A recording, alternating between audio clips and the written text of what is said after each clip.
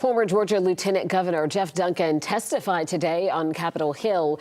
It came 5 years after the January 6th riot at the U.S. Capitol following the 2020 election. That's right. My co-anchor on the Georgia Vote, Zach Merchant, watched his testimony.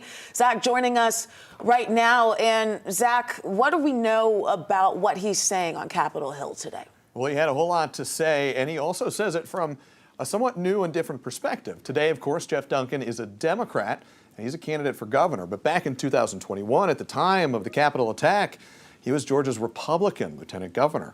His split with the party started in large part following the 2020 election, when he rejected calls, including from President Trump, to open the door to efforts to overturn the results of the presidential election right here in Georgia. Joe Biden was declared the winner of that race by a narrow margin. In his testimony on Capitol Hill today, Duncan took a swipe at current Lieutenant Governor Burt Jones, who is a Republican candidate for governor. Burt Jones was a fake elector and tried to call for a special session to try to steal the election on behalf of Donald Trump. He tried to rally troops with lies and conspiracy theories, and that's exactly why I fired him as the chairman of the insurance committee when I was lieutenant governor.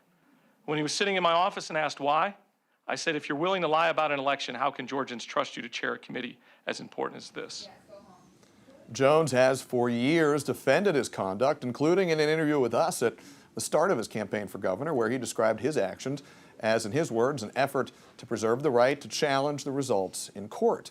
In a statement today, Jones' campaign spokesperson, Kayla Lott, dismissed Geoff Duncan's criticism, saying, quote, "Measuring Geoff Duncan's support requires only a mirror and an echo."